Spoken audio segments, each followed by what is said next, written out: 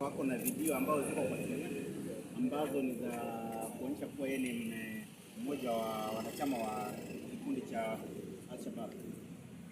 Tumeweza kuangalia katika mashtaka yale ambayo yako pale, especially count number 1 ambayo inasema kuwa alikuwa group ya Al-Shabaab, yenyeshi tarehe, yenyeshi muda, yenyeshi aliingia lini. Lakini mahakama imesema tuendelee na kesi ile watakuwa mmoja hiyo. Ameweza kupewa dhamana ya milioni 1 na dhamini 1, na ule mwenzake ameweza kupewa dhamana ya nusu milioni ama cash bail ya 200 na watu wawili ambao wanaweza kusimamia. So kuelezwa na mahakama tuje tarehe 19 mwezi huu ili tuje kuona stakabadhi ambazo tutakuwa natumia katika kesi, ili tuweza kuona kama watatupatia makaratasi yote na kama watakuwa naongeza mashtaka ama watakuwa na kupunguza, ili tuweze kuona kama tutaendelea na kesi. Sisi hatujali, kesi tutaendelea, na tunajua kwa hakika kuwa haya mashtaka ni ya uongo kabisa. Tuna hakika kabisa hii ilikuwa ni kesi ambayo ilikuwa ni accident. Tuna hakika kuwa mkienda muangalie OB ya tarehe 12 na tarehe 13 Januari Nyali Police Station, itaonyesha kuwa ilikuwa ni ajali ambayo imetokea upande wa Mtwapa. Mkiweza kuangalia pale wanasema ajali iliweza kutokea upande wa Mtwapa, mtaweza kuona kuwa kuna ni kusudi sana wameweza kufanya kuleta mashtaka yaletwe mpaka Nyali ili yaletwe kwa mahakama ya Mombasa. Kwa sababu ni kitendo kimetokea upande wa Mtwapa, kingepelekwa Kilifi ama Shamba. Watu ambao walikuwa wamehusika katika hii ajali ni watu tunajua, ni watu maarufu, ni watu ambao ni wakubwa katika makaunti na serikali.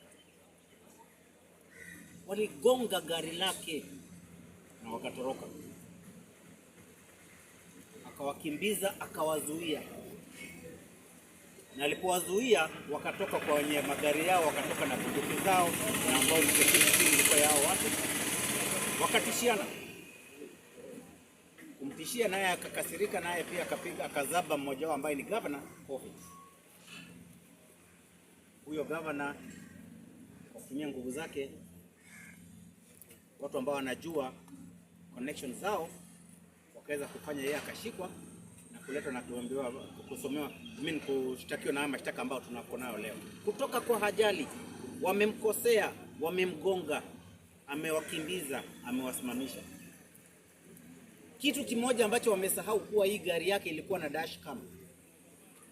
Leo ametushtaki kuwa kuna ajali alikuwa amefanya, alafu akatoka akampiga mtu anaitwa Katana. Katana tunajua ni dereva nani. Hiyo dashcam itaonyesha kuwa Katana ni muongo. Haya mashtaka leo tumekubali ndio, kwa sababu tumeshikwa. Hatuna uwezo, wanyonge hawawezi kufanya chochote. Watajiletwa, utashikwa, utaletwa, utapelekwa kotini, watakusumbua, wataomba masiku, utanyanyaswa, basi. Lakini ukweli utajulikana siku tutakuwa kotini. Mashtaka ambayo tunawaambia leo, na narudia mara ya pili, ni ya kusingiziwa, ni ya uongo. Na tena wanasema kuwa hizo video ambazo walikuwa nazo ziliweza kupatikana tarehe 14 mwezi wa Januari. Kumbuka Elsek ameshikwa tarehe 12. Wamechukua video zake, simu zake, wameenda nazo. Zile ambazo wanasema waliweza kupata ni gani hizi kama si hao wenyewe wameweza kuweka? Wacha nitaachia hapo kwa sababu hayo ndio maswali tutauliza. Thank you. Tumekubaliana na uamuzi wa koti kwa sababu tulikuwa tunataka tupate dhamana. Unajua mtu kama huyo Elsek ni mtu ambaye anafanya biashara zake. Vile amekuwa ndani kama siku 23 imeharibu biashara yake, imeharibu mambo yake, amechelewa kufanya mambo mengi ya kulipa mafizi ya watoto, mishahara na kila kitu. Tumepata dhamana tuna yeye ya 1 million.